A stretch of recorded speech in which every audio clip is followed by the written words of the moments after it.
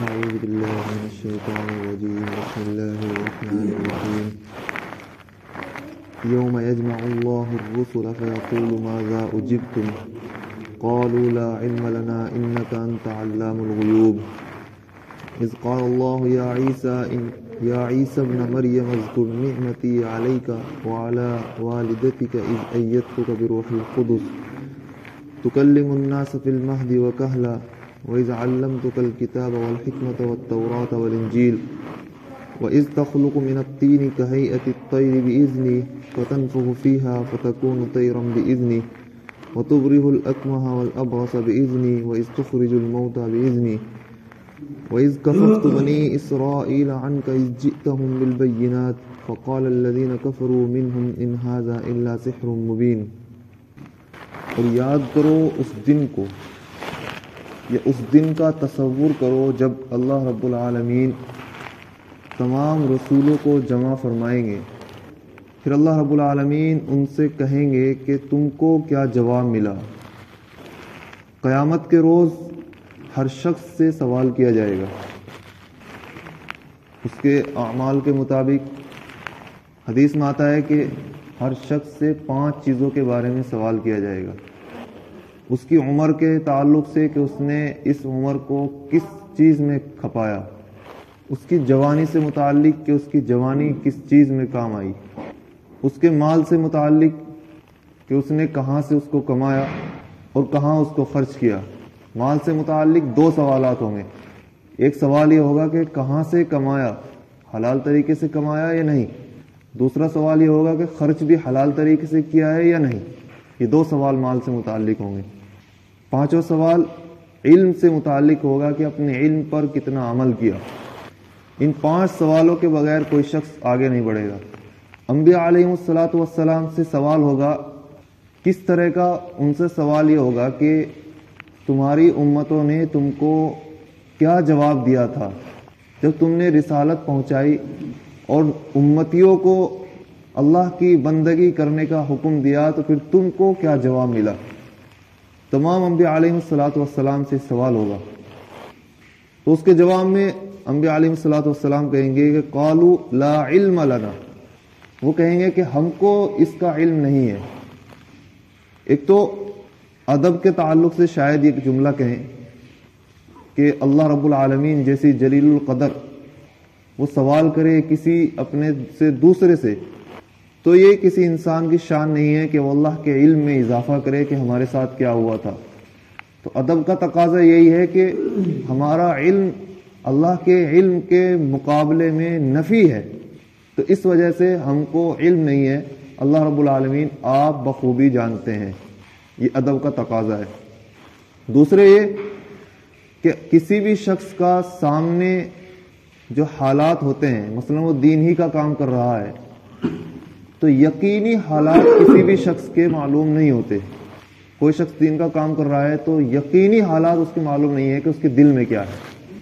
جب یقینی علم معلوم نہیں بلکہ ظن غالب معلوم ہوتا ہے انسان کو, جو شک اور یقین کے بیچ کا درجہ ہوتا ہے, یقین سے تھوڑا نیچے کا درجہ جو ہوتا ہے جس کو ظن غالب کہتے ہیں, اتنی حد تک انسان معلوم کر سکتا ہے, یقینی علم معلوم نہیں کر سکتا.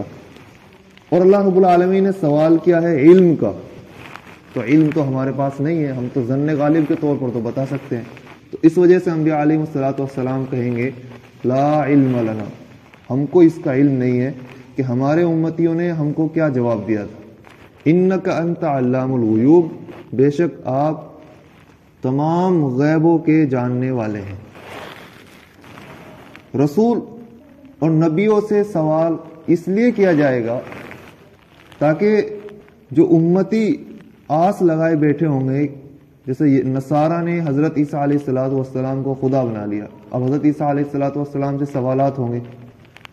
جب ان سے سوال ہوں گے تو ان کی خدائی ان کی نظر میں کمزور ہوگی کہ ہم سے یہ تو نبیوں سے ہی سوال کیا جانے لگا, تو پھر ہمارا اس معاملے میں کیا حال ہوگا. اس وجہ سے امتیوں کو دکھانے کے لیے ان سے رسولوں سے سوال کیے جائیں گے.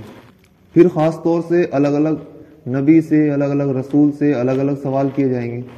جیسا کہ حضرت عیسیٰ علیہ السلام کا آیت میں تذکرہ ہے اذ قال اللہ یا عیسی ابن مریم اذکر نعمتی علیک، کہ اس بات کا تصور کرو جبکہ کہیں گے اللہ رب العالمین اے مریم کے بیٹے عیسیٰ، میری نعمتوں کو اپنے اوپر یاد کرو، میرا شکر ادا کرو، اور اپنی والدہ کے اوپر جو میری نعمتیں، تمہاری والدہ کے اوپر جو میری نعمتیں برسی ہیں ان کے تعلق سے بھی شکر ادا کرو، ان کو یاد کرو، ذکر کرو ان کا۔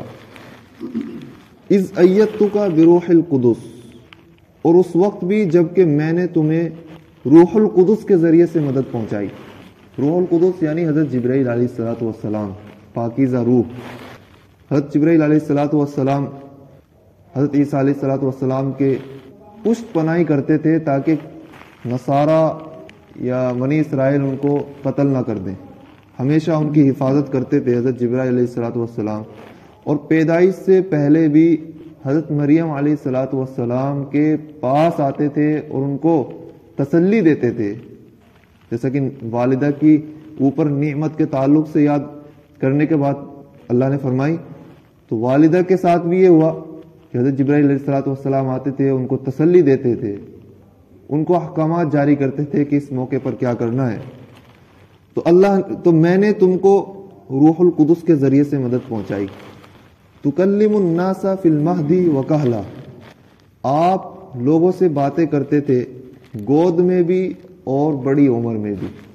حضرت عیسیٰ علیہ السلام کے معجزے میں سے ہے کہ پیدائش کے فوراً بعد آپ نے اس طرح کلام کیا تھا جیسا کوئی بڑا شخص کلام کرتا ہے، اور مہدی و کہلا دونوں لفظ لا کر اللہ نے اسی بات کی جانب اشارہ کیا ہے کہ ان کی جوانی اور ان کے اس بچپن کے کلام میں تفاوت نہیں تھا۔ یہ کوئی ایسا واقعہ نہیں ہے کہ کسی سے سرزد ہو جائے، بلکہ یہ معجزہ تھا نبی کا۔ اور وکہلا، بڑھاپا تو حضرت عیسیٰ علیہ السلام کو آیا نہیں تھا، پھر اس کا کیا مطلب ہے؟ تو جوانی میں ہی اٹھا لیے گئے تھے، بچپن میں تو آپ نے بات کی، پھر جوانی میں اٹھا لیے گئے اور بڑھاپا نہیں آیا۔ تو اس سے اشارہ ہے آخر جانب بھی کہ جب حضرت عیسیٰ علیہ السلام کا نزول ہوگا، دجال جب ظاہر ہوگا، کسی بھی نبی کو اس امتی کے، اس کی جو امت ہوتی ہے اور اس کے جو زمانہ ہوتا ہے اس نبی کا، اس میں کیا چیز رائج ہے اس کے اعتبار سے اس کو علم دیا جاتا ہے۔ مثلا حضرت موسیٰ علیہ السلام کو علم دیا گیا تھا، ایسے معجزے عطا کیے گئے تھے جو مصر کے اور اس کے آس پاس کے مناسب تھے، اور اس وقت رائج تھا جادو۔ مصر کا جادو بہت مشہور ہے۔ جب اتنا زبردست جادو تھا وہاں، تو حضرت موسیٰ علیہ السلام کو معجزہ دیا گیا کہ انہوں نے لاٹھی کا سانپ بنا دیا۔ تمام جادو جو تھے وہ حیران اور ششدر رہ گئے کہ انہوں نے، یہ تو کوئی بھی نہیں کر سکتا، اور یہ جادو کا کمال ہی نہیں ہے بلکہ یہ خدا ہی کی جانب سے ہے۔ دوسری نشانی ان کو دی گئی تھی ہاتھ کی، انہوں نے بغل میں ہاتھ دیا تو ہاتھ بالکل روشن ہو کر نکلا۔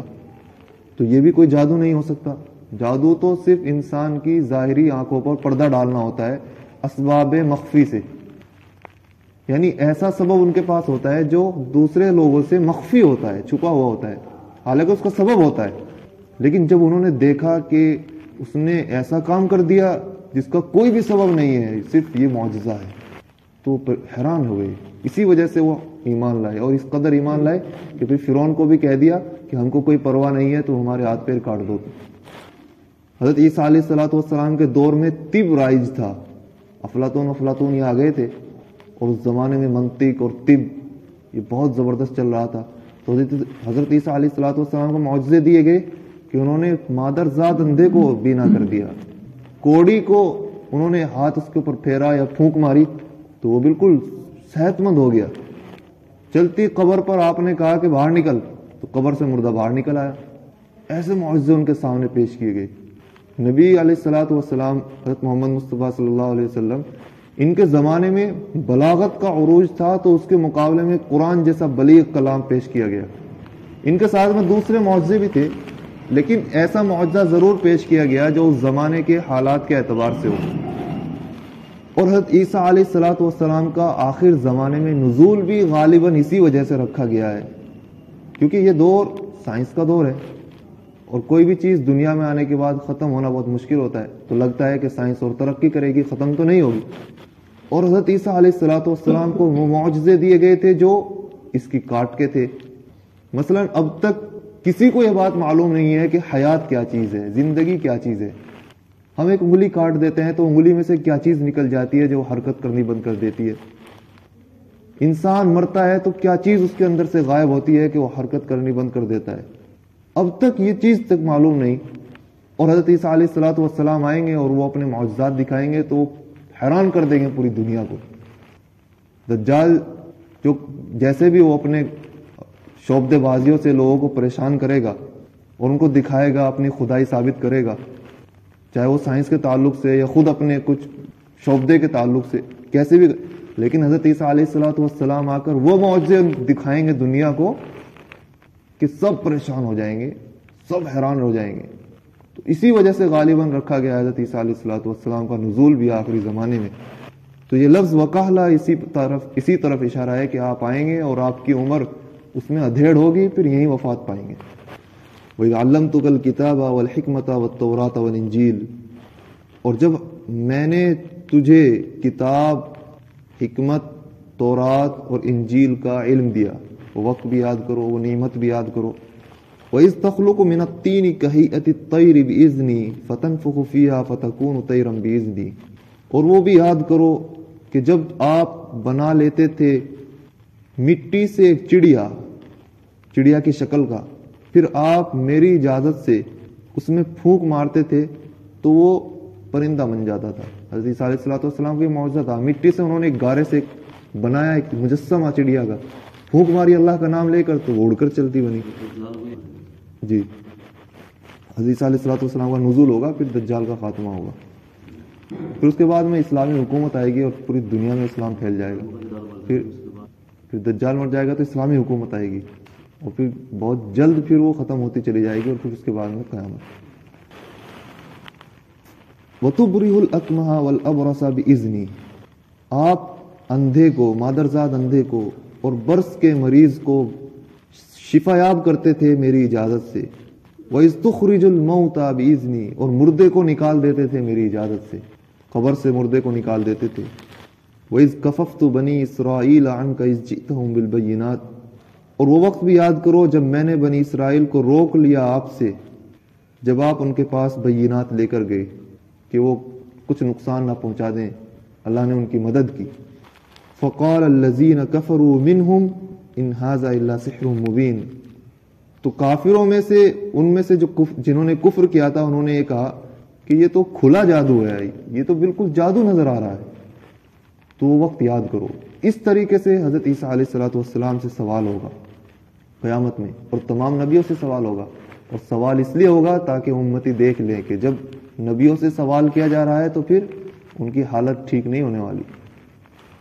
اور اشارہ ہے نصارہ کی جانب بھی کہ جن کو تم خدا مانتے ہو، سوال تو ان سے بھی کیا جائے گا، اور خدا سے سوال نہیں ہوتا تو پتہ چلا کہ حضرت عیسیٰ علیہ الصلوۃ والسلام خدا نہیں ہے۔